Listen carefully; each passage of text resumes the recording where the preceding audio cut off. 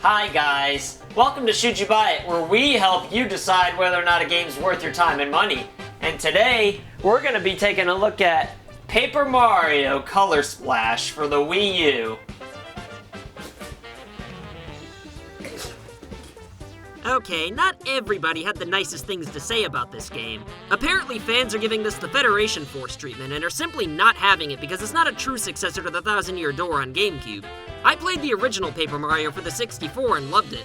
Then I started a Thousand Year Door right after and I was really getting into it, but I just spent a decent amount of time on the first game, so I decided I'd play it later, and to this day I never have. I mean, it was only like 2 years ago, but still. Then Super Paper Mario came out for the Wii and everybody loved it because it tried something different.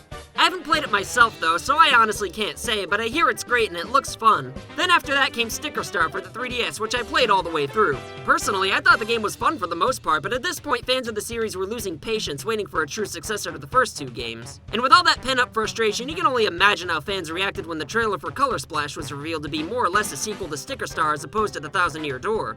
And that's right, nobody wanted to even give it a chance. So much so that they even made a petition online to get the game canceled. But is this game really that bad, or bad at all even? I thought Sticker Star was pretty good, even though I did enjoy the original Paper Mario better, no questions asked. Since Color Splash uses the same mechanics as Sticker Star, maybe they'll have perfected what I thought was pretty good already. So no matter what anybody says, I'm gonna give this game an honest chance. No, this game does not deserve an honest chance. Who the hell are you, and why are you breaking and entering into my home? My name is Denny, and I didn't break and enter. The door was open, so technically I just entered. Yeah, without my permission, that's still illegal, jabroni. Oh, sorry. Do you want me to go, or? Nah, you know what? Don't worry about it. You can stay just as long as you don't rob or sexually assault me. Whoa. No. Stay over there. Don't, just stay away from, like, this region. Like, over here. Why? Just do it! Okay, but you need to return that game right now, because if Nintendo notices people are buying it, then we'll never see a true sequel to Thousand Year Door. Go on, tell people not to buy Color Splash, so then Nintendo will have no choice but to make an RPG sequel to Paper Mario. No, I'm not gonna tell people whether or not they should buy a game when I haven't even played it yet. But even if this game's amazing, it's not exactly what it was before. That's why you should make an exception and tell people not to buy it. This is YouTube's longest running critically acclaimed award-winning series, so they'll listen to you. Well, award-winning, I don't know. Ugh, for the Paper Mario community, can you please just make an exception and tell people to skip this one? Only if the game sucks. Now shut your cake hole and let's dig in. The game starts off with Peach delivering a letter to Mario of a toad that lost its color. So the gang ventures off to Prism Island to find that Shy Guys have been sucking toads dry. See? Right there. This game's pornographic and offensive. Do you really want your kids to play this smut? I just wish there was a way I could report this because there's one thing I find in the game offensive, so Nintendo shouldn't make any money off of it. Dude, fuck off! We'll see how offended you are when I come over there and shove my fist up your ass. Anyway, the classic Paper Mario art style looks better than ever on the Wii U with great looking cutscenes and gameplay as well, along with a graphical style that, being what it is, will always stand the test of time. My favorite thing this game has to offer though is definitely its sense of humor. I genuinely laugh out loud fairly often at some of the stuff I read, and I don't know where else to put this in the review, but look at Mario getting friend-zoned here. Don't accept that, Mario, you'll be stuck there forever. All the characters here are entertaining, even though most of them are just toads, but you do have a paint can helper named Huey, and I love that not only does a paint can have a name, but that his name is Huey. I know, I get it, it's pretty clever, but that's not why I like it. I just think the name Huey's a funny name. Sue me, dickhead. Remember when I said this game was a lot like Sticker Star? Well, that's because the battle system is more or less identical, except instead of stickers you use cards. Each card performs different attacks, but in this game, some cards need to be colored in with paint before you can use them. The better the card is, and the more paint you'll need to use it. It sucks that you can't color cards in before your battles take place, because I almost never run out of paint outside of fights, but I guess that's kind of the point. It doesn't really matter anyway, since I never run out of cards with a plethora of them being available at all times all over the place. At first I thought it was pretty weird having to paint colorless cards before sending them out, and I was pretty annoyed. However, I got used to it pretty quick, and other than the fact that I keep taking my stylus out for no reason, I really have no complaints with how the battle is done.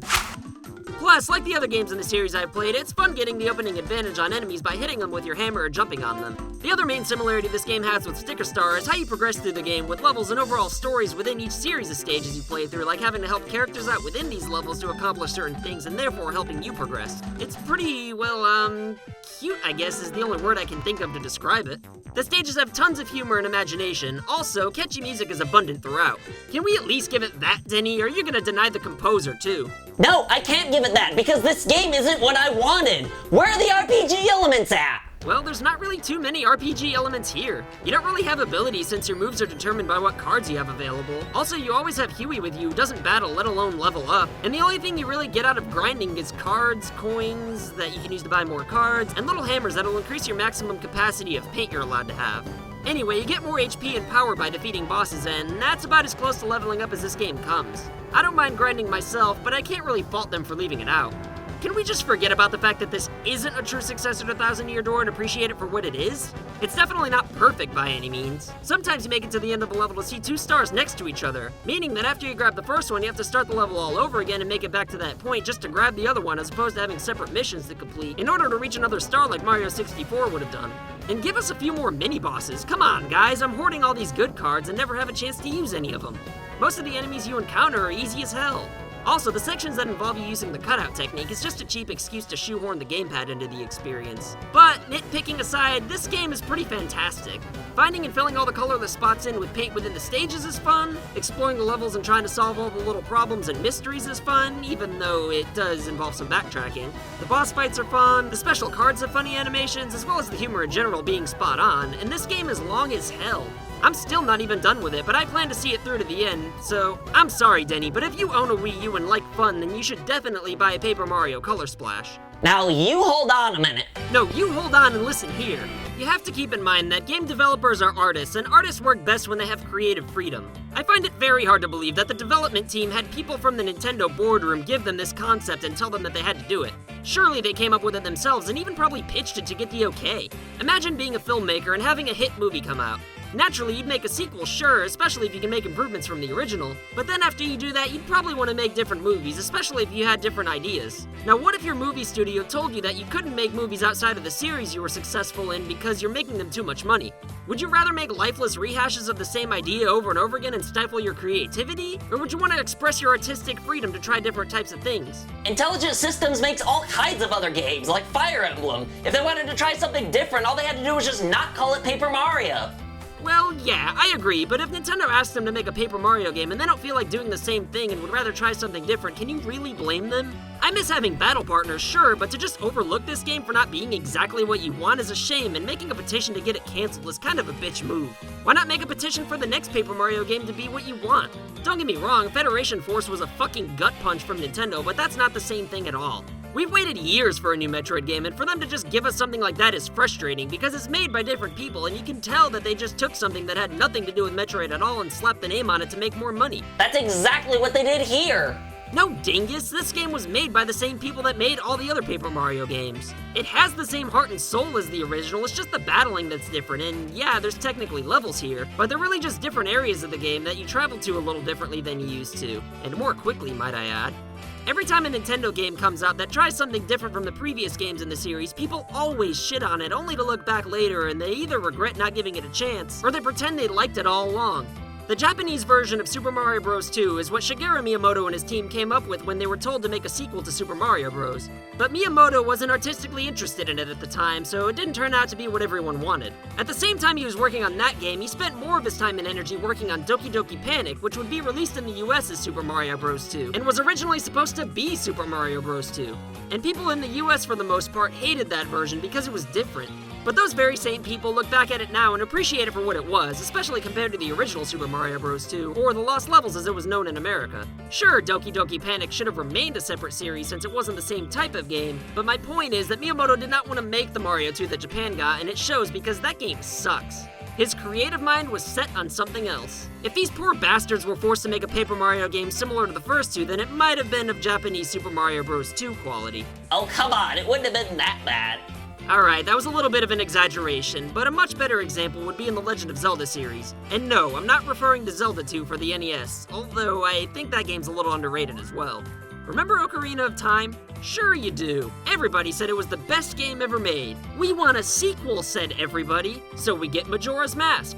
Not everybody was happy because of how different it was. How dare you call it a Zelda game? They should have named it something different. Boo! Said the Legend of Zelda fans. We want a true sequel. So Nintendo gave them just that with The Legend of Zelda Wind Waker for the GameCube, which saw the series take a fresh new approach to the art style as well as having an ocean to explore as opposed to traversing through the land via horseback. Boo! Cried the people who probably didn't play Ocarina of Time past the Forest Temple anyway. They wouldn't give this game a chance because they wanted a super badass and key Lord of the Rings looking type of game, not this children's crap. I'm too cool for this, said the fans who played Ocarina of Time once or twice and just like cut a few bushes. So finally, Nintendo caved and gave the Legend of Zelda fans what they wanted. A more realistic, serious-looking Zelda that's too cool for school. And what was the result? The Legend of Zelda Twilight Princess for the GameCube and Wii. Sure, it was fun. It was great even. But it was just kind of Ocarina of Time with much better graphics. I mean, even had to use the iron boots to get into the water temple. Again, it wasn't at all a bad game, but you could tell this wasn't something that came from Nintendo's heart, but rather from the demands of their fan base. And does anybody really care about Twilight Princess? I mean, it did well, yeah, and it was a great game in its own right, but you'll be hard-pressed to find many people who will tell you that this is the greatest or their favorite Zelda game. But what do people now have to say about Majora's Mask and Wind Waker? That's right, they all love it up and down and lie saying they've loved it all along. I'll admit that the time mechanics to Majora's Mask turned me off back in the day, but I became more open-minded by the time Wind Waker came out, and I was the only one in my high school who played it, and I actually got made fun of for it, and I have no idea why. I'll admit that Majora's Mask probably should have been its own series, and on our top 10 Nintendo 64 games list, we included this and Ocarina of Time as games from separate series, since they were both great for completely different reasons. But the point I'm trying to make is that Nintendo asked the development team to make a sequel to Ocarina of Time in 1 year, so they made a game from their hearts rather than trying to rehash the same thing just for the sake of making money. And what we got was a masterpiece that can only come from the heart, but one that took time for people to appreciate, and by God, they eventually did. Maybe people had to see Twilight Princess happen in order to be more open to new ideas, though. Much like the Rugrats sequel series All Grown Up. Yeah, it was terrible, but if it never happened, people would probably still want to see what happened to the Rugrats when they grew up. Now, with all that being said, I have to admit that I honestly do prefer the RPG style of Paper Mario 64, and I'll take everybody's word for it that Thousand Year Door is even better than that. I'll also admit that this probably should have been a new IP altogether, but you have to realize that if they did make this a different series, then people wouldn't have even given it a chance, which is a little sneaky and a bit of a dick move from Intelligent Studios, sure. But if you don't believe me, then tell me, did you buy Codename Steam from the very same developer? Chances are you haven't, and you might not even know what it is. I bet if it was a Paper Mario game, you would have looked at it though.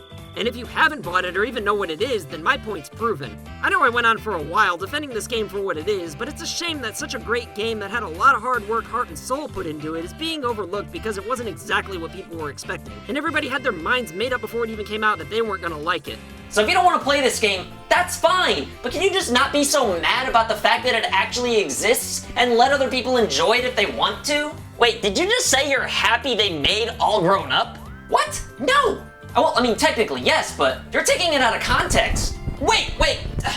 Argue with me in the comments. You're probably gonna dislike the hell out of this video, but that's fine. I'm probably the nostalgia critic. I remember it, so you don't have to. Hey, get back here.